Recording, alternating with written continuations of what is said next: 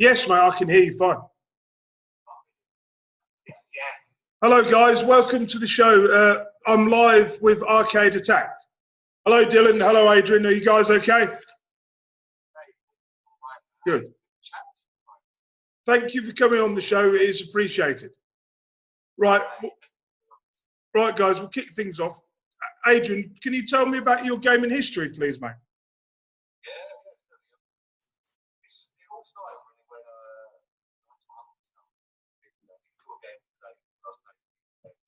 and he used to always be up with technology. So Spectrum was his first machine. I was like, wow. Me and my two brothers were like, we need this. And my mum and dad, they succumbed. They got the Spectrum. And it must have been almost like a few months later, I went back to my Uncle Victor's house and he had this whole new machine going, I've moved on from the Spectrum. I've got an Amiga. I was like, what is this white computer machine? And that blew my mind. The graphics were incredible. And again, it took maybe another year, but eventually my parents said, oh, fair enough, we'll get them which is a shared present between three brothers. We get the Amiga, we got an Amiga 600 pack. And you know what? Loved it. And that kept me going for many, many years.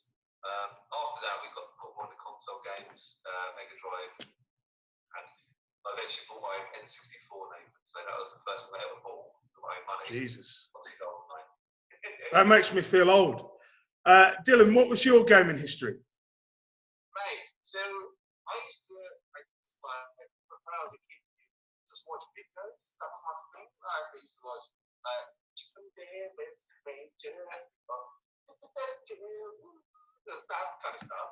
But then one day I saw this advert on telly for a Sega Master System. I was like, oh, that's nice. So me and my dad were down in Woolworths in 1999. I was like, oh, Dad, we'd like a Master System for Christmas. And he was like, oh, it's too expensive. I'm like, oh, come on. And I really got it. But you know what the funny thing was?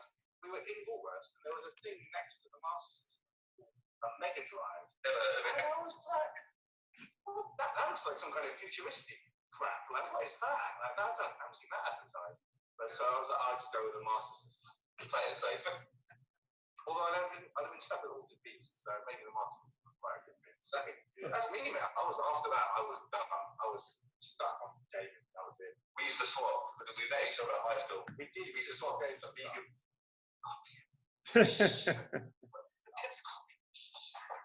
I mean, my computer history, oh God. Basically, because I'm one of eight kids, the first computer, because I'm the youngest, or my brother had a Spectrum, then a Commodore 64, so I used to sit and watch him play the Dash Ninja for hours. And he would throw his joystick, if he lost, he would throw his joystick. And then my first console was the Master System. Basically what happened was, my parents were being cheap artists, so they bought it off my brother, because he moved to Manchester to play rugby league for Salford, and then basically when he was younger.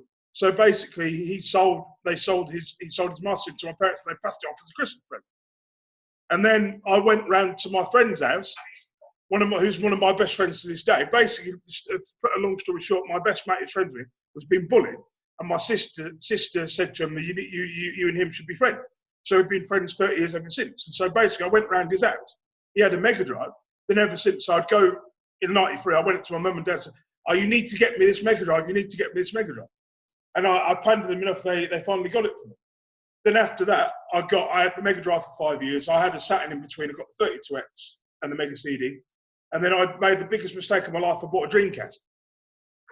Shut up. Yeah, no. I gave it to my nephew. I didn't want it. I gave it to my nephew. The Dreamcast was one of my biggest regrets, because it was my first console I bought with my own money. Saved up 6 months paper, and I'm on now. And then I had the Saturn in between, and so I made a lot of mistakes. But anyway, enough about me. How did the show start? Your show start, Arcade Attack. So years ago, do you know back in the 90s, we used to get our magazines, our Sega Powers, our Sega Pros, all that. So I used to buy them every month, regardless. I had a massive stash. Must be around 2011, 2012. I thought, well, I need to clear out a bit of space, but I could put these on eBay, like they're a pretty good mix. So I sorted out all the good ones, and then I just left. I was living with my parents briefly after I come back from Australia, I was like, okay, well, you know, let's just leave them there. And in the morning, they just kind of disappeared. And I asked my mum, I said, where are my magazines, Mum? And she was like, that was paper recycling. I was like, no. Well, afterwards, she fixed about 200 quid worth of magazines. So it just like, I was just like, no.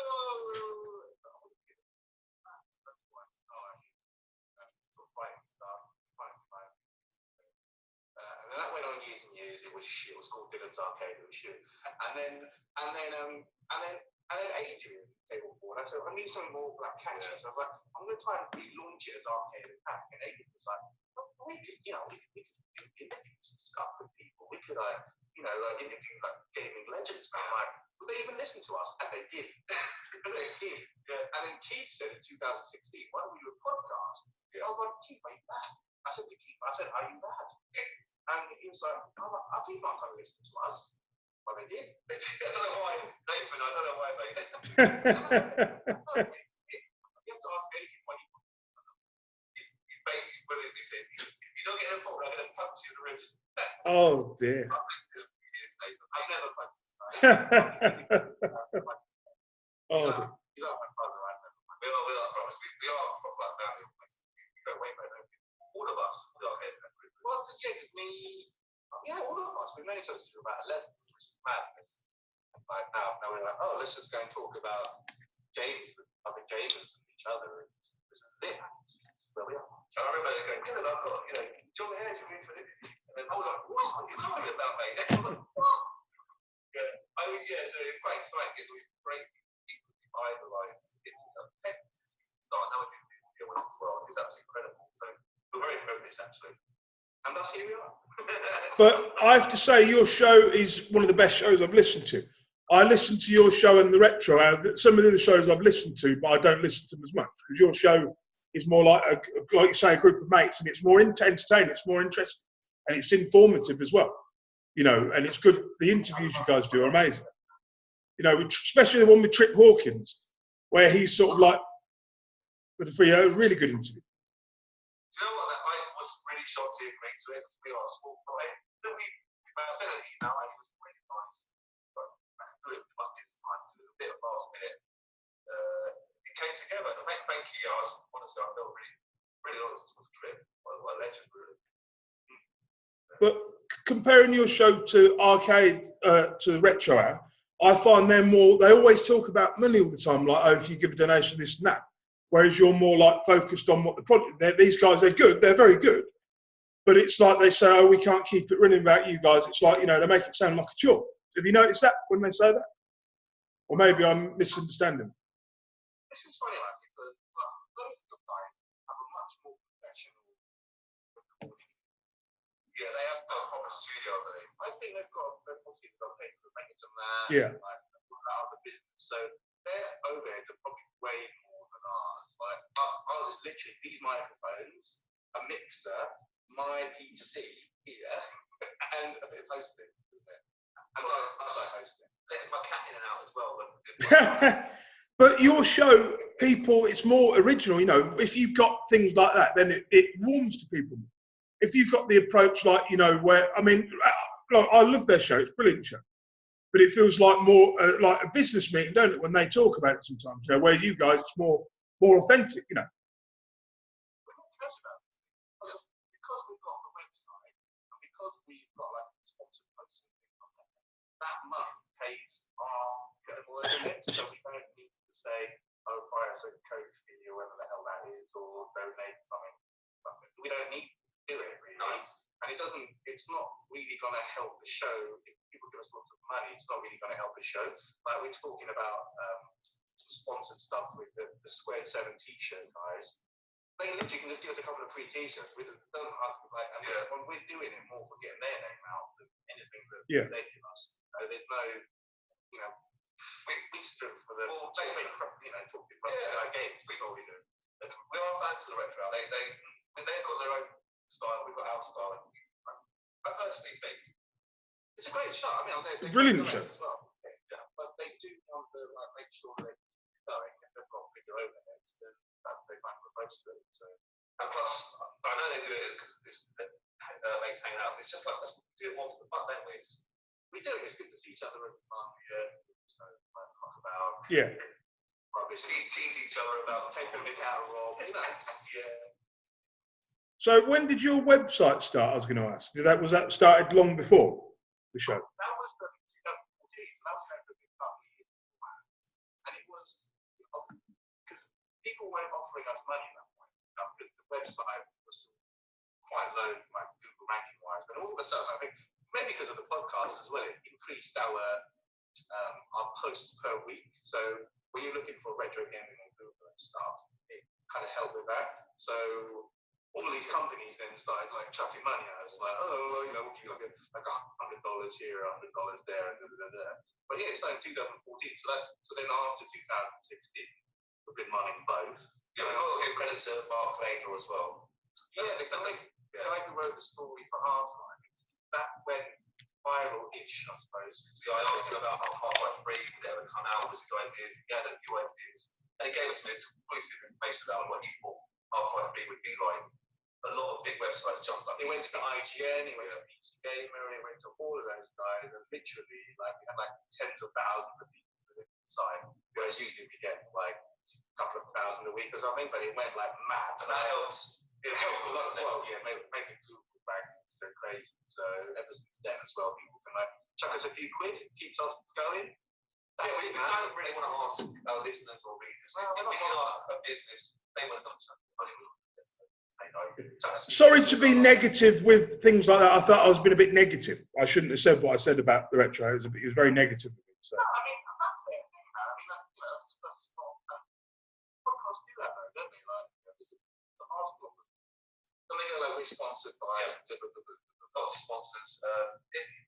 Rob's got a real big Venus bonnet about this, and I'm sort of with it, but he doesn't want to be beholden to sponsors and things when we do the show. So he doesn't want to go like, oh, hi, I'm Rob, this is our guinea tag, we're sponsored by blah, blah, blah, blah, and then crap into this thing. He just wants to be, this is us, we're talking about gaming. Here you go. If you see us talking about a beer, though, oh yeah, well, that's yeah, well, hopefully do this our guinea tag live. I'd love to come down, yeah. I'd love to come down. Okay.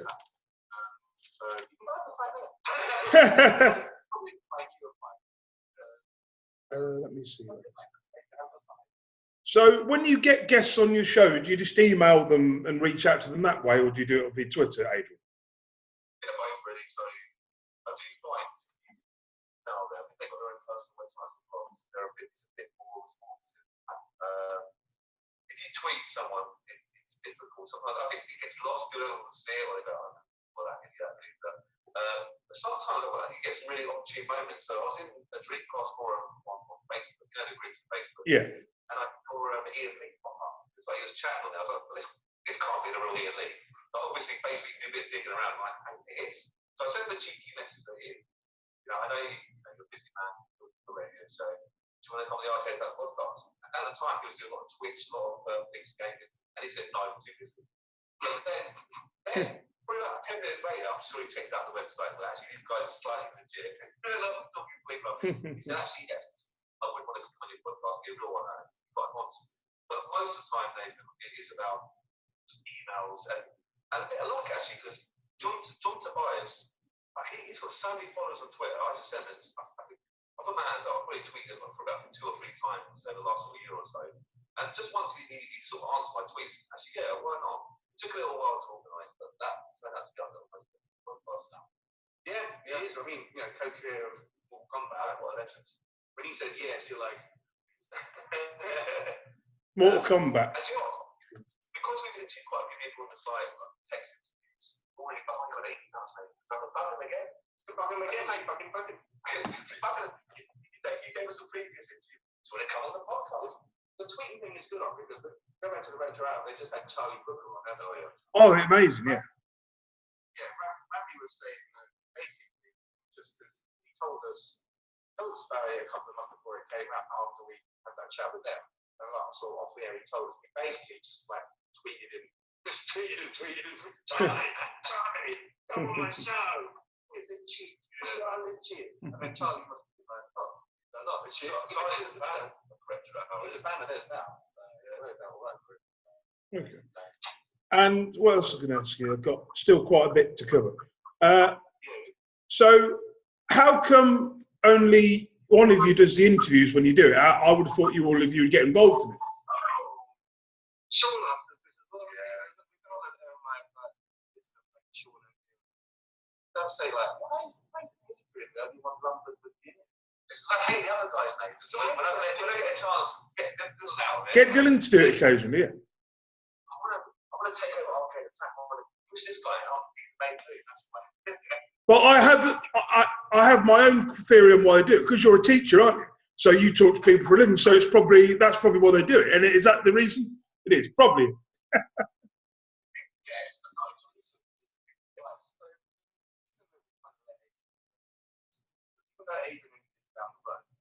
A lot of the guys that agree to being in weird time zones, or they can only do things at weird points. So we've got our own families. It's hard for either him to beeline over here or me to beeline over there and try and get these interviews at the same time. So with the retro hour guys, we could do that together because obviously they're in the UK, they were up for it at a reasonable time, so we did that one together. Otherwise, it's Adrian trying to pin down these guys when they're free. I'm never free at those times, so you have to do it. I just say to my wife, you might go upstairs for an hour, so you can take the kids with you if you want. What do your family think about your collecting? He's just one worse than mine. My wife's like, you bought another game, you've got enough of these.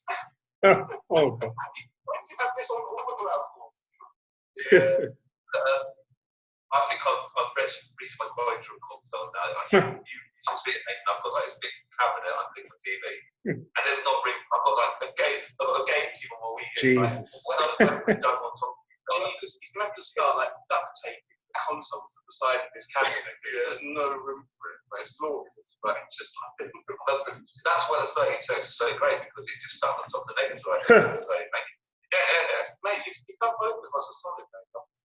Selling 32X and selling me the Mega SG. I have done a review. I will forward it on to you. We've recorded the Mega SG episode as well. Brilliant.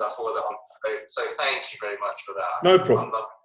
I looked at it, the reason why, because when I look at console, I'm thinking I shouldn't have bought that because it was too much money. So I bought the Retro and HD, which is only 50 quid. So if it goes wrong, I don't have to spend 200 quid, you see. But sorry, carry on, Adrian.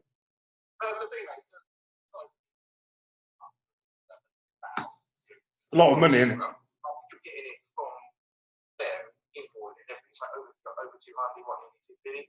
So there's a lot of money to replace if it goes wrong. But I think I'm not seem like a decent company. I figured if something does fail in it, I could like go to them and go, hey, this is not working.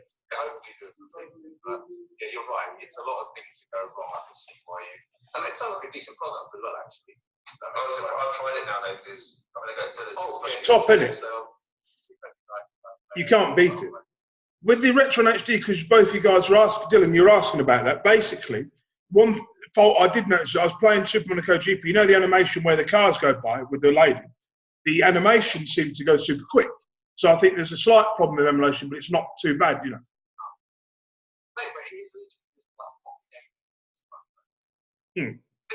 No menus. With the Everdrive, you've got to play that multi-core game and then switch it. With the Everdrive, yeah. Oh. It's just, it's not really one where you have to be like a retro game nut job, or a Mega Drive nut job to the open one. To look out for it. Gatehouse.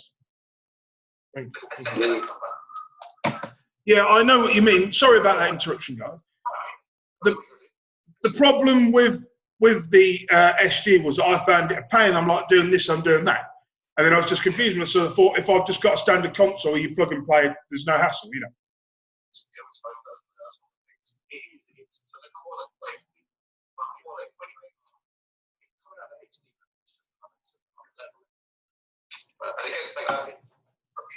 We spoke on the podcast, didn't we, about how scheduled to be in the car park. Oh yeah, we'll go to that story, the 32X story. Basically, when I offered it to you, because I heard your podcast talking about it, I thought, yeah, I've got something I don't need, so he's welcome to. I mean, it's a good console, isn't it? This especially Doom. But anyway, we'll take.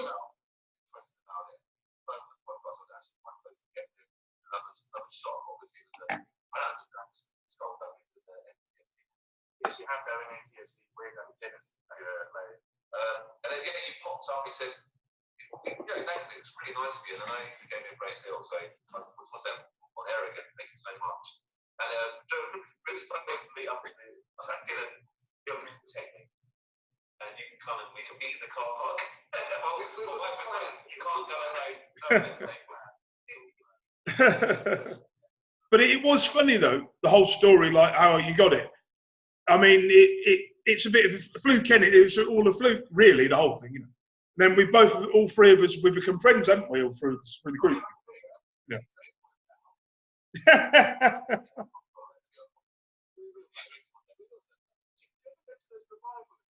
I've never been to an event in my life. I thought of going. The only place I've been is Leicester Computer Music. That's the only place I've been.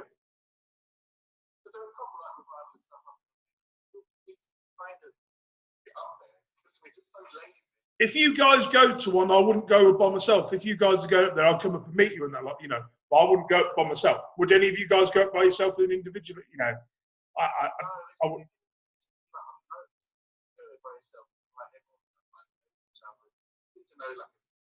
As far as fun goes, I want to talk to each other.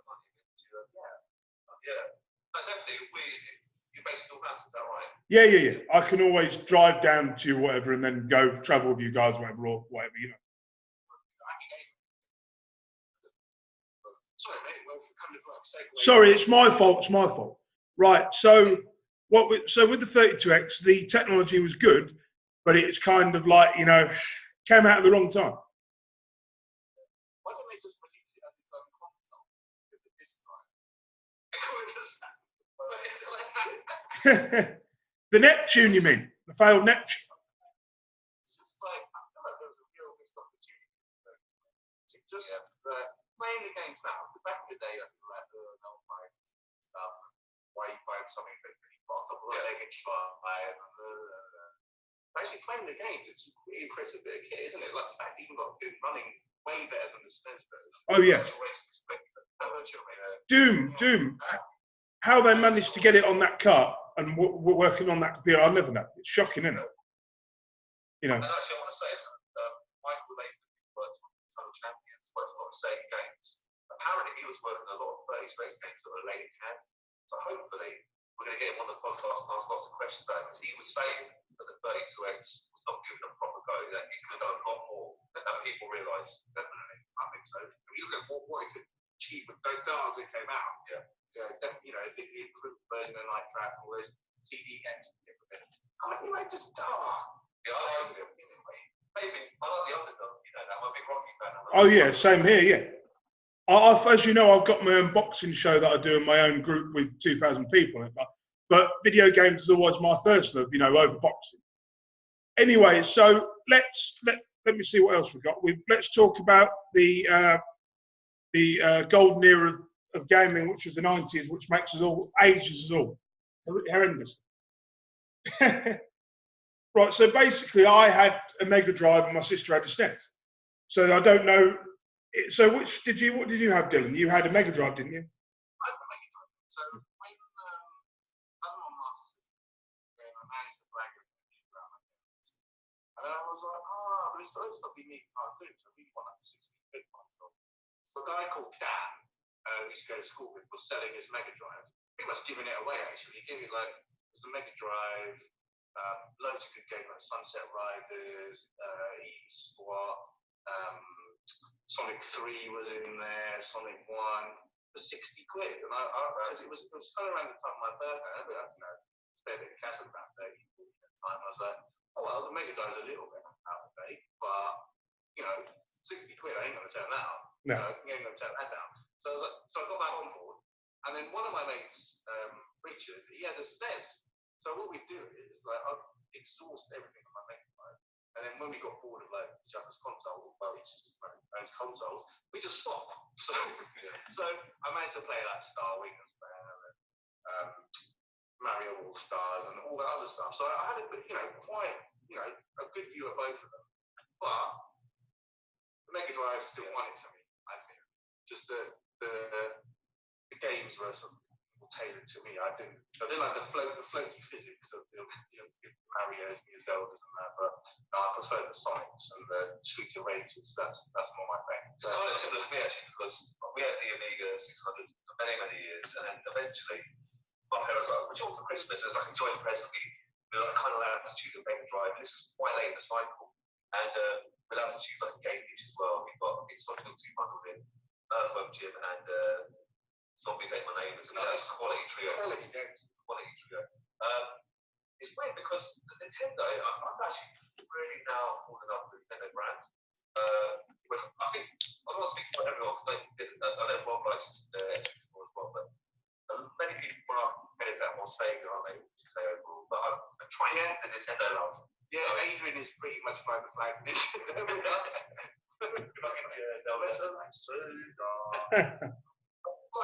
certain games, N64 is one of the best console. I'm on the soft spot for it. I think the first console you buy with your own money is always got some special place in your heart, unless it's a Dreamcast, right? Yeah, I mean, for me, the Mega Drive is a console I can never live without. I'll probably be buried with it when I go. I look at that.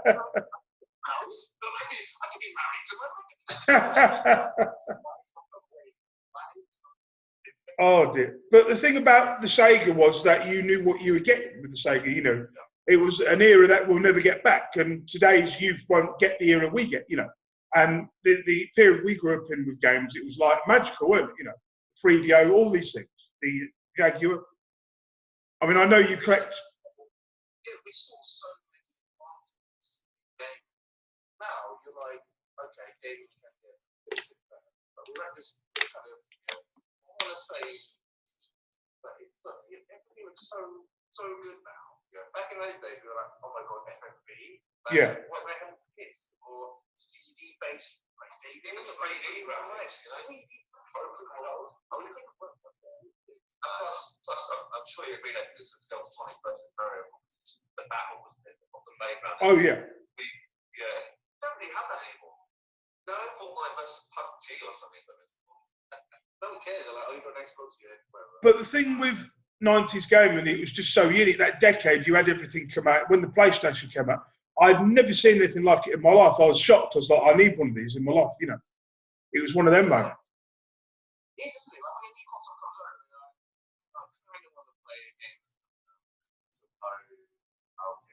I only got my PS4 because Smiths were giving them away in 2016. They were literally like half pricing. What? I think probably because the Pro was coming out. But they're just like, I'm just giving it away. I'm like, okay, I'll just add it. And it's probably the bad purchase, but I think the Switch for me gave me that sort of big sort of buzz that's been away for a few years. I do like the Switch, but I do agree that every console you got back in the 90s, early 2000s was a massive step, wasn't it? Huge step with like these amazing new games. I do miss those days. So do I. But I think if you compare today with the 90s, you say the Switch is the N64 of 20 years ago, which is now. And, so basically the Sega would be like, I guess, the Xbox. But when the Xbox came out, obviously the first Xbox came out, it was basically a PC, wasn't it? A scaled down PC.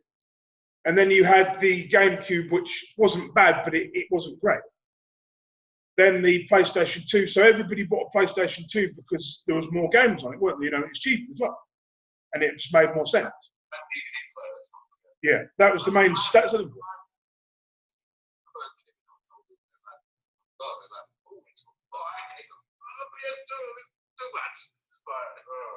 But they're all kind of similar, but they all have their different. Because Xbox you needed because of Halo and Halo 2.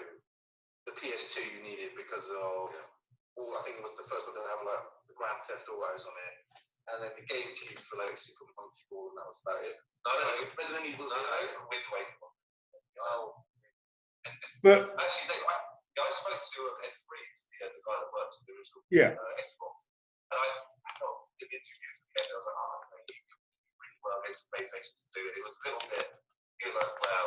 didn't really. He was quite humble.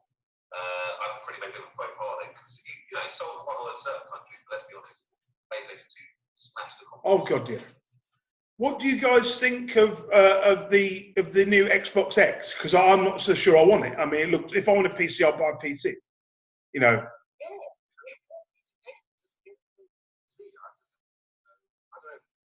You're right. Obviously with the Xbox being down PC, Xbox 360, so everything since that, they're literally just PCs, aren't they? Oh yeah. So, do you think Microsoft will be leaving the hardware market then soon if they're doing stuff like this? You know, it makes you wonder, doesn't it? I mean, I don't even know how huge stuff is. I've never really bothered. PlayStation, Sony needs some competition. Okay, they do get some from Nintendo and the Switch and that, but they need sustained competition. Because if you only got, what happens when you've only got one person in the market? What happens there? Economics teacher. Well, again, I'm not an expert on Sony's financial history, but without the PlayStation success, there's a chance that Sony could exist today. That's mad. Really, it is mad. TV sales have gone down. They don't sell. They're more with a big seller. They don't sell any of those anymore, obviously.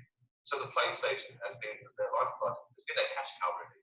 But you're right, if they've got no competition, it's not good because they become the monopoly, they can do whatever they want. It's the stadium as well, right? The stadium. And the fact that they can't release it because of how crap our broadband is, or something similar. I think that's what I've heard is the unofficial reason. But it's just everyone's kind of going away from that. It's kind of streaming gaming. No, I don't want any of that. Like this Google Stadia, no, forget it. It's not what I want. It's not. Maybe it's just us getting older. Maybe it's just us getting older and us not moving with the time. It might be that. I don't know. But then the other thing is, then you've got Nintendo. I mean, surely you would have thought Microsoft or Sony would have bought them by now. I'm surprised nobody's ever bought Nintendo. Mate, I don't know anything about financial. Just talking to Ed Freeze again, he was always looking to buy companies. Microsoft. You're right. Maybe they probably could afford it. They probably could just about afford Nintendo, especially during the GameCube era. That wasn't the best time. It's when people choose Xbox over Switch, because the guys I know who've got a Switch, apart from you've got an Xbox One in your house. No, not anymore. I got sold, but you sold off that month. They don't tend to buy one or the other. They tend to buy buy both. But there's people like the Switch for the handheld thing and the pirate stuff. But people like Xbox and PlayStation for those exclusives and those sort of online multiplayer. I've moved away. I'm a PC gamer and a Switch gamer. I've still got the retro consoles, obviously, but you're right. If you want to play a half decent game, like a fun game. Although saying that, when you go down my Steam account, I see the games I've got. You never really feel like I would then get to the old cartridges. You understand what I'm saying? Oh yeah. But you don't feel like you own it. It's weird, isn't it? It's weird, and that's the way things are going to go, unfortunately. And also, PC gaming, obviously the 90s PC gaming was only for the rich, wasn't it, really, or people with a bit of money. None of us could afford those. But I couldn't. How old were you when you first bought your first proper PCs, where you could play games on stuff? What year would that be? I guess the one I had at college that kind of ruined my education. So my parents got like a house PC, essentially, despite the word money. But I couldn't play Deus Ex. So what I did was, I ended up just putting all my money, all my sort of part-time working money, into getting a graphics card. And it didn't even go into the PC. So I think one of these dodgy ones had to go into one of the other expansion sets or something. I don't know how I even got it in there. But it's just basically a DVD ROM on there. So I was like, yes, I can finally play some, not crap PC games. But funny thing, one night I was kind of like asleep. I could smell the kind of burning chemicals or something. The PC was on fire. I literally woke up and it's like smoke.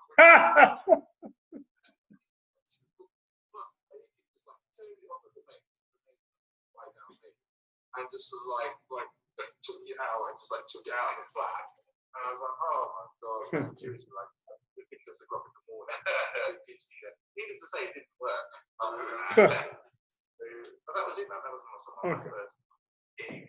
For me, it was probably mid-90s, because my uncles, he always stayed away from consoles.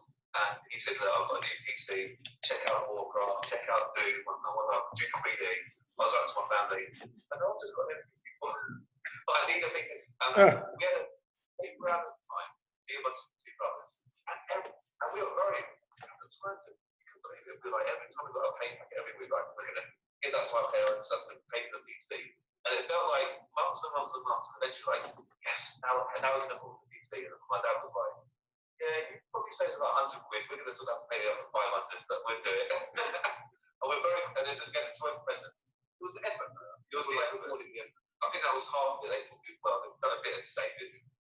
My first PC, basically, I used to go around my friend's house and he had Road Rash. Do you remember Road Rash? The EA version? And I played it on the PC with the pad and everything. I could never play with the PC with the controllers. I could only play the controller. And I was playing it so much, my friend's dad got so annoyed and said, you need to go home now. You've been playing this for 3 hours. So then in the end, it was only a 3 megahertz, 133 megahertz PC. I bought it for a couple of £100 in 1998. And the games he gave me were Doom and Ages of Empire. And that was my introduction into PC gaming. So obviously by 98, Doom was well out of date, you know, but it's still a good experience. Oh, it was good. Then,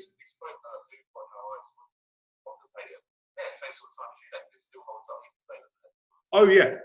What do you guys think of the Doom on the PS4? You know, the new version. They released a thing called the PS4 Doom Legacy, but you have to download 1 and 2. I'm like, what's the point of giving you the Doom 2016 if they're not on the disc? 1 and 2 are not on the disc. Crazy. That Doom 2016, I can't really get my head around first-person shooters these days. I was trying to play Titanfall 2 earlier because it was on PlayStation Plus, but I just couldn't get into it. It's just way too complex. But Doom 2016, they just basically get to, you know, this is Doom, go around, smash some demons, have a good time. The only problem with that game I had is it's a bit boring. It's a little bit on the boring side. After a while, kind of the levels and stuff, it all kind of feels the same. But it did make me want to buy Doom EFR, which I made Adrian play. Got very sick after it. But that is an experience that makes Doom proper VR.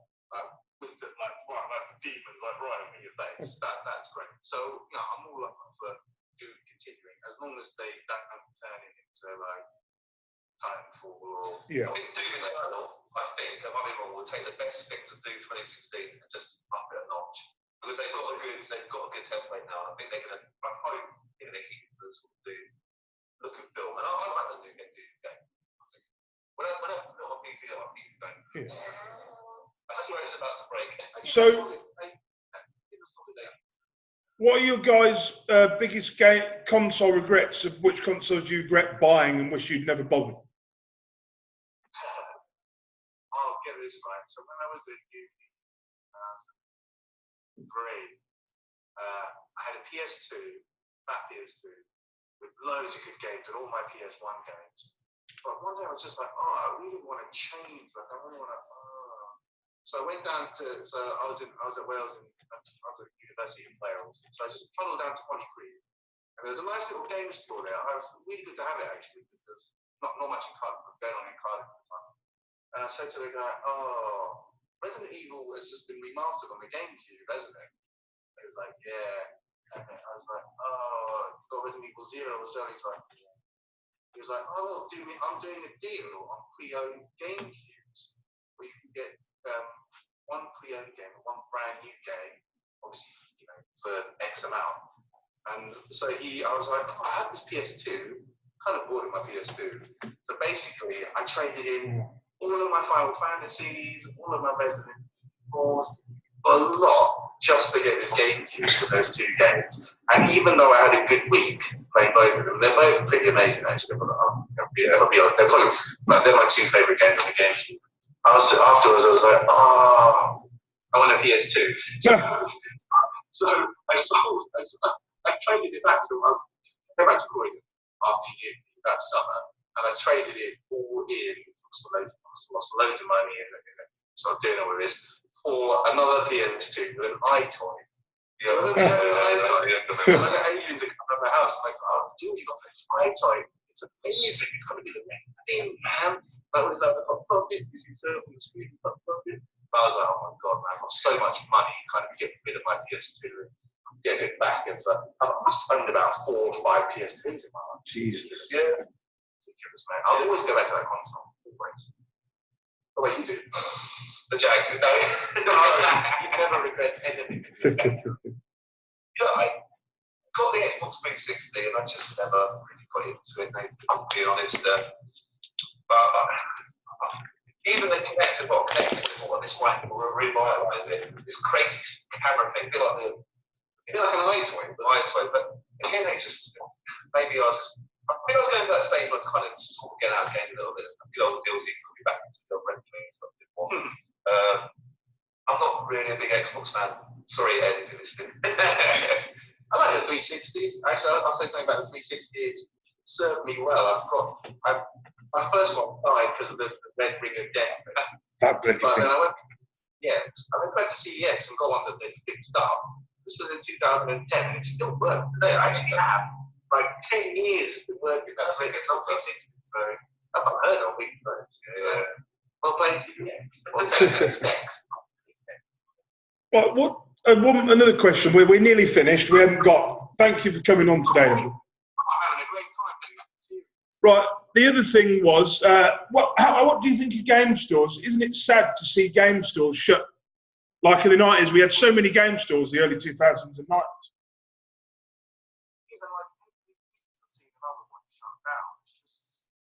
Gamers just that's 40 shops are closed around the country. Gamers shut down shops. Another round. They shut down a round about 10 years ago. Shut down another round. Well, if I made a sad prediction, I'll say this time next year, game liquidated. I don't like saying that. It's sad to see it happen. There's luckily around Croydon a couple of retro stores. We have to keep, I think, something like CEX and like with this Arcade Attack Live thing, it will be at the Play Nation Games store. So they've been going for years, and I feel like Croydon got a few second-hand shops, but second-hand gaming shops, thankfully.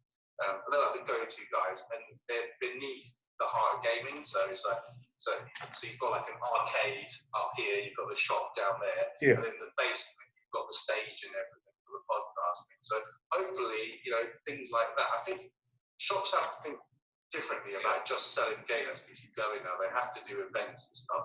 They do stuff with Magic the card game, and they get those kind of needs, and they get them a bit of money. But they need more events where they get community involved, and that'll keep going, because you're not going to make money now, especially with ridiculous prices and things now. People are getting sick of how expensive retro gaming stuff is now. We're getting crazy. Do you guys feel that CX are taking the mick out of people? Because I feel like they're taking the mick a little bit. Like, I mean, I went to sell a console and said, "Oh, this has got a slight scratch on it, where we can't take it." I'm like, the thing's 30 years old. What do you expect? Some of the people that work there, I'm like, you don't know what you're talking about. You don't know what you're doing. I get annoyed. One person sort of said, "You've done this wrong." I said, "No, I haven't done anything wrong." The thing is, you don't know what you're talking about. Do you get annoyed when you go in there sometimes as well?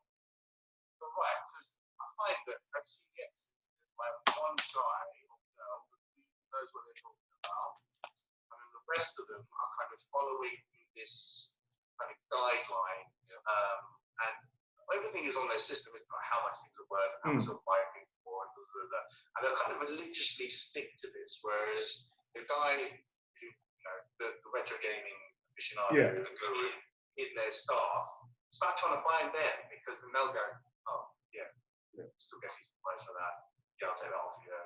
Oh god. And you can still get bargains in CEX. I mean, they do overprice a lot of things. Like, I don't know if I was imagining. I just got on my feed now. There was something about a Master System that was 120. Yeah, that's what I posted. Yeah. Yeah. But I'll tell you a quick story. I went in the CX, I sold a load of Master games, and the guy said to me, "We can't take this." And I looked at him and said to him, "You need to get me someone now that knows what they're talking about." or I'm going to start shouting. So get someone now that knows what they're talking about. The guy said, oh, how can I help you? Oh, we've got this wrong. And I looked at him and said, look, mate, I bought this in for sale in good faith. If you're going to take the mick out of me, I'll walk straight out the door. And the guy said, no, come back. No, come back. I'm like, you know. So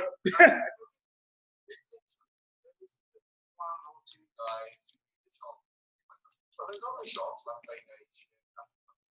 came on in Croydon. There's one that used to be called RGB. There was a Shred, and that was a good one. Those guys kind of know what they're talking about, and they will, they'll accept things. They'll give you a good price, still make things, but because they've got other sort of, irons in the fire, they can still make money. They can still go on and still have their events. But that's what they have to do, mate. I mean, I understand it, but there's a way you talk to people, the way you deal with people. Do it in a respectful way, not in a heartfelt way. It's like, I just feel like at CX, obviously, it's just a bunch of kids in it half the time, that.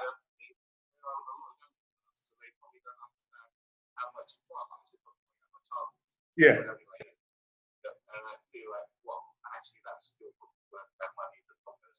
Yeah.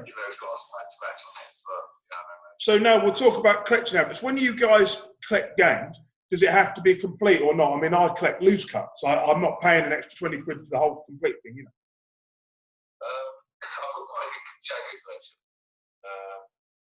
I do like to have the boxes. There's only certain systems, so I'm trying to collect the Jag games if possible. But the rarer ones, you'll just take apart, like stuff like Defender and things, because sometimes only one of us will go to a gaming market. Yeah. And there was one point where I was literally just Facebook messaging him at home. I was like, oh, some Jag games. Oh, how much would you pay for this? And I'm like trying to haggle with this guy through Adrian. And like, you got to be independent. Defenders are quite rare. Yeah, so they're relatively rare. But I'm not fussed, man. If I see a game I like, it doesn't need to be complete in box. I don't have a lot of complete in box stuff now. I'm happy with the cards, or the CDs or whatever. So, I mean, Switch games now, you don't get a manual, do you? Oh, that's different. My son will open one for the Switch, and there's literally no cards in the case. No cards, nothing in it, just a code. It's just a code.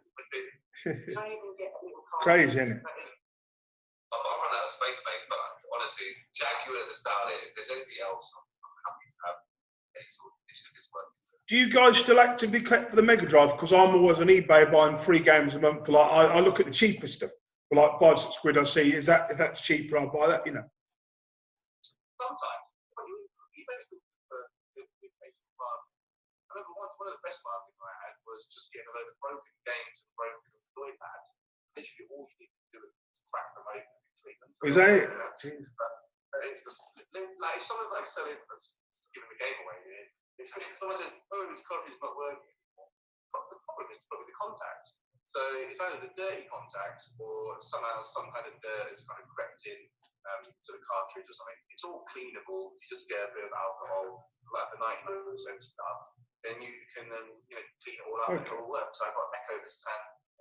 What was the Echo CD? Echo the Sands. I don't know what it's called. But is it Echo? Yeah, that one. So I'm getting all confused. But the Echo CD for a couple of Mega Drive pads, Mega Drive arcades, and other things. So I just clean them all up. It'll start working. But you do get a few bargains because I've got the Everdrive. The Everdrive, the Mega Drive now. So I don't actively go and kind of try and stop them up because I don't need to. They're all on there because the Mega SG plays. And before I used to struggle even with the Retro Trio, trying to get the working. The Mega SG hasn't had a single problem with any of the ROMs. You just have to flip the system to Japan or whatever, and it will just play it. So it's way better than even the Retro Trio trying to get foreign ROMs working. Right, there's 2 things left to cover. One, I wanted to speak to you about clone consoles. Then I was going to ask about the future of your show and website and what you could do. Then we'll talk about the group that we have all in, and then we'll end it there. Right, so the Mega CD, what do you guys think of this console, like with Sonic CDs and the games? Some of the top games on it. The Mega CD, right? So the Mega CD, probably the best thing I ever. I've said this a few times. Yeah, very proud of it. Our CD box. And I always say the Sonic CD uses the crap out of it. Like, the other thing with like the spinning, the thing go to the future and then go to the past. I can never stick in the zone I want to, because you know when you go really fast anyway, you kind of accidentally hit one of the little post things. So I'm like, oh. So yeah, so Sonic CD is not my top 3 on there, but I love Silpies. I love that game. Love that game. It doesn't work on the Mega XG actually. I don't know if that's called my Mega CD, but it doesn't work on that. We started playing Ground Zero Texas on the pod. I've had a lot more play of that. That's good. I don't know, Road Avenger. Oh yeah. Well, I love that game. Road Avenger is so perfect on the Mega SG because on the HD, my old HD, through start, there was a bit of a lag, or through compensation, there was a bit of a lag. But with the Mega SG, it's perfect. So I don't like randomly crash and stuff. Like when they press left and I press left, it goes left. So it's actually good to play for Road Avenger. That's good. Those probably my favorite games on it. But the FMV games are hilarious now. You like play like Night Trap and all the make my video games. They're just hilarious. Yeah. They're such good comedy value, aren't they? Talking of Road Avenger, that was called Road Blaster. Have you seen the original footage of it? It's so much more cleaner than what we see. And also they did a Sega remastered Sega, didn't they? But the sounds are different. You know, on Golden Axe, there was a bit where they went ouch on it, and I'm like sitting there laughing. And it's awful. The dragons are different colour, the fire's a different colour. And also, Eternal Champions is the best game on the Mega CD. You've got to get it, it's great.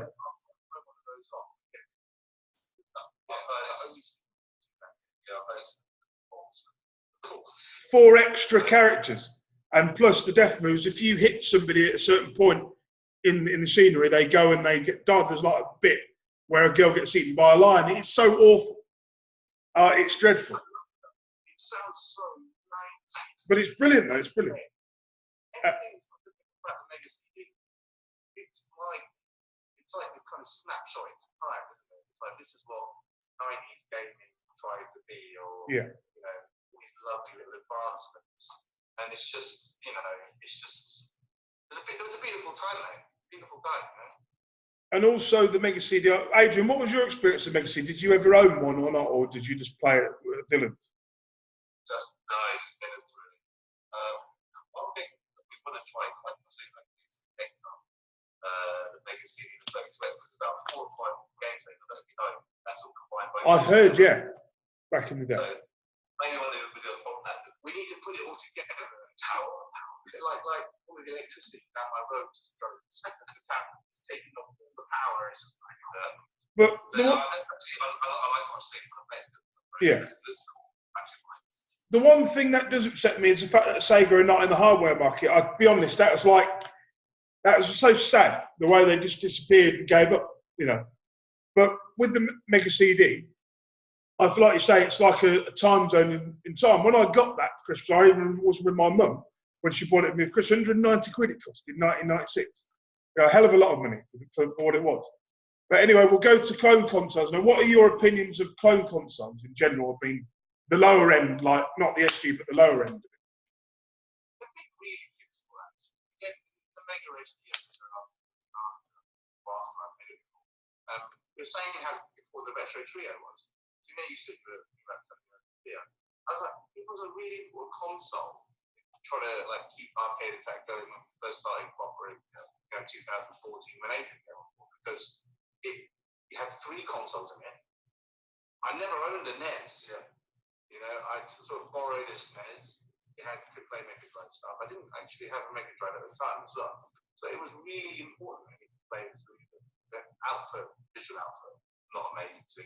It's just a great idea. And then the Retron 5 came out, and loads of our listeners have got into retro gaming because of that console. The really? fact that they've had all these cartridges lying around, and they've gone, right, okay, this Retron thing plays all my stuff for 100 quid. Go on then. Yeah. And then it is, isn't it? It opens the door to people that they're really thinking, you know, when I get back in my youth, I can't afford to buy that original hardware. This one ticks a lot of boxes. Why not? For me, the retro. Yeah, when I first learned about analog and the Mega SG and stuff, I was like, why have they done this? It makes no sense. Why would you want to? Because you see all these documentaries on time. Why are they reverse engineering a Mega Drive? And then I try getting Mega Drives and stuff through HD tellies. I'm like, That's why. Yeah, this is why they're doing this. And the fact that they've got it so perfect, it's just, you know, it's just another level. It's just another level of gaming. Because the old stuff is going to start breaking. Like there are guys, you know, like our friend Simon on Twitter and stuff, who will, you know, gladly, service these things until whenever. But they're all going to start going. Have you seen how many capacitors are in a SNES? That's ridiculous. Can I be honest? The Retron 5 I had, I thought it ripped your cartridge out. It had a grip on it, didn't it? And I thought, I'm not risking my cartridge being broken, so I sold it on. You know. Yeah, so I heard about that. So the first iteration had That's bad news. But then the next version of it was all right. You can actually, and then you can, obviously the thing lets you play even after the cartridge comes out as well, so you can preserve them. So that was like school me. Do you remember that hand in the film? But, oh God, yeah.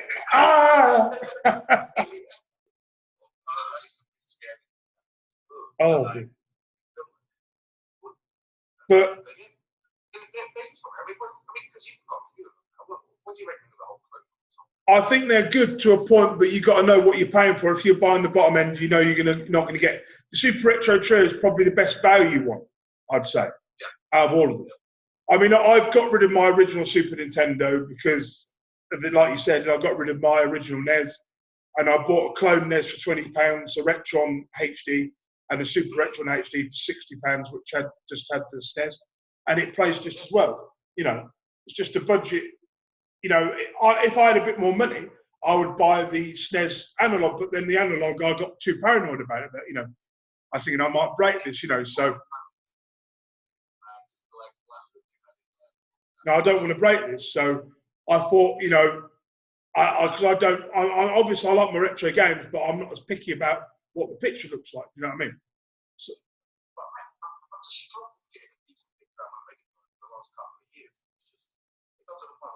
I go to the mega HD or that's like all my Christmas money gone. And I was trying to like tally this all up, and then when you sit like going to sell, I'm like, yeah, dude. But the Super Retro Trio is good, but it doesn't have, you know. Again, it's not very well made, is it? Very cheap, very cheap.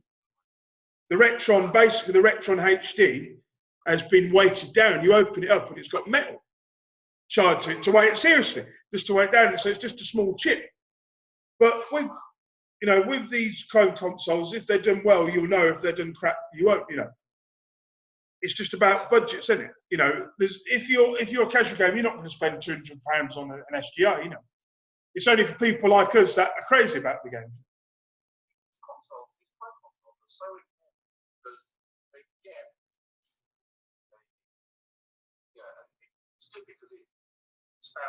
Our potential audience as well, you know. I mean, but you know, it's partly behind this spur that Nintendo has had to make a mini console. Yeah. You know, all of it leads to that because there's all kind of nostalgia and a lot of people are fed up with kind of change. Yeah. You know, it's just like the games is too hard to get into for myself included.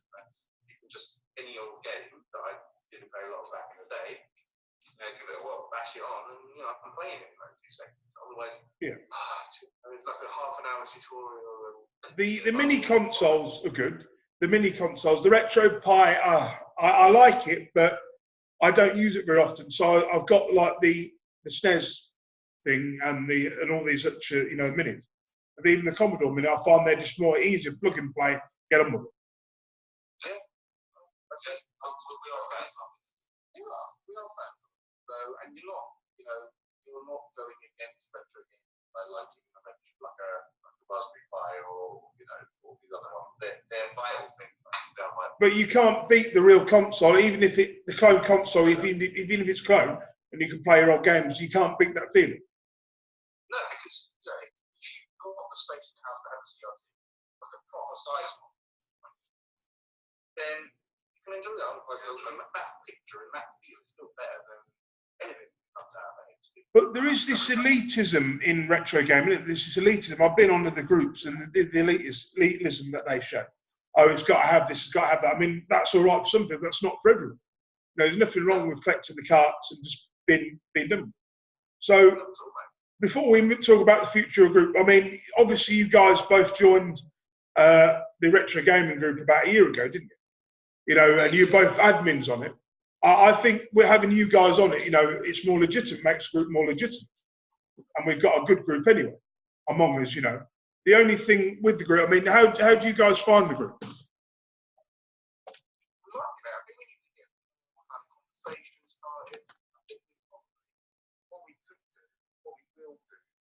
Get more of our listeners joining it. So yeah, there's going to be a big drive with the events that we're planning. We want to prioritise people who listen to the show, you know, people part of the group. So I think we are going to sort of go hard on spreading the sort of joint link. Do you want me to? I thought of changing the group name to Arcade Attack, but I don't know if that would infringe you guys. I don't. I could do that. I mean, I thought of doing it because then, you know, it gets more people to sort of join it. But it's up to you guys. You know, I'll leave it down to you. Just have to say, if you want to chat with us, we're all here. But yeah, maybe we could start a few more conversations and random things on there. I think it's just, I don't, because at work I can't sit on Facebook, unfortunately, because they block it. So I can't, so again, he's got planned his lessons and stuff. It's difficult, but maybe we should do it a bit more and kind of. We'll get some more of our listeners. We've got a link called. Well, yeah, as soon as we get some kind of date set in stone for this event, then we'll go hard on everything. Obviously, joining the group. I want to get some kind of email newsletter going on, so get people subscribing to that, and get a lot more participation. And, you know, between. The problem is, I've noticed we got lots of people. There was one guy who kept posting, come and watch my gaming thing, you know, and it had nothing to do with retro games or modern games. It's just him being, being random. I'm like, no, I can't have this.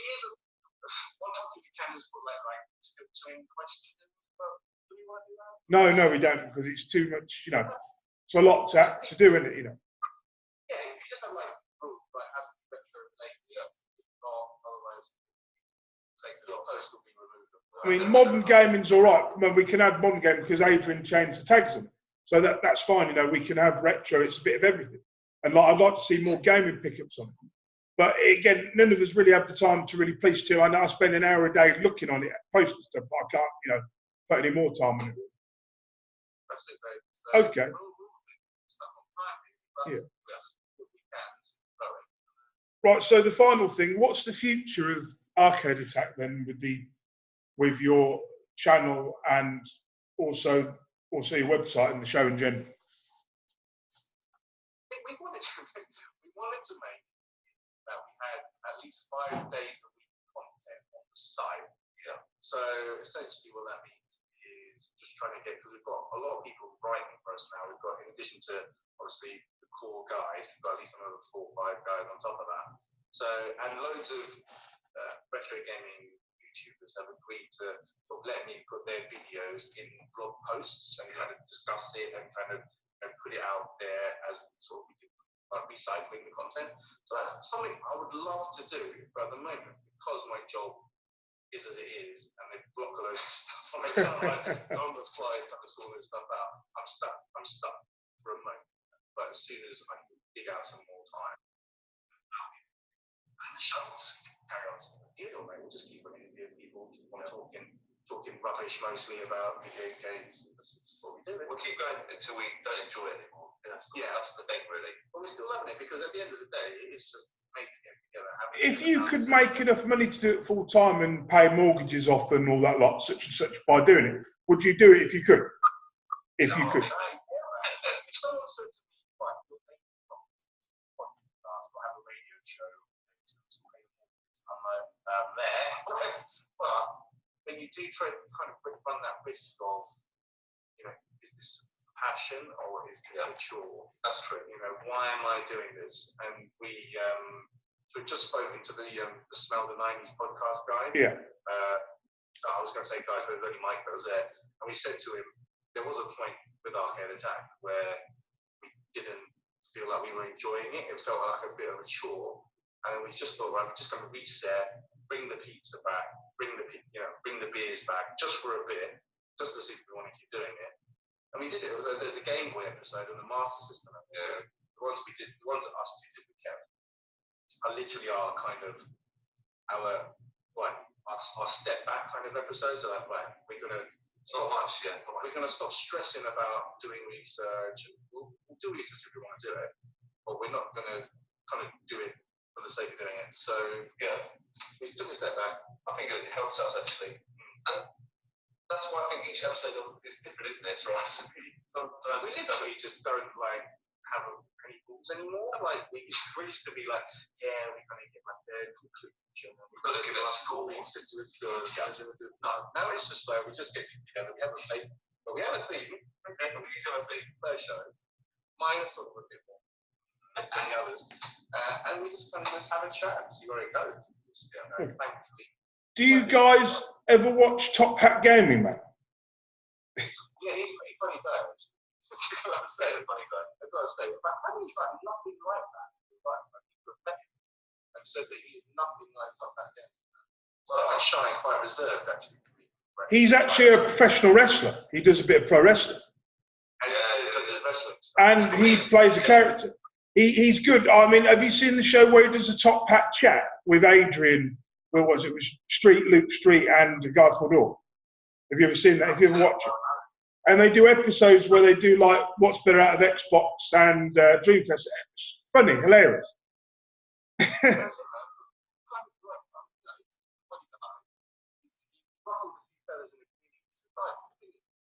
Sometimes if people are too outspoken on Twitter or Facebook, like too many people get their noses out of joint. I think people need to kind of, get a bit, have a big skin really. We don't take it too seriously, do we? We don't. People tell us we're rubbish all the time. People are like, you don't know what you're talking about.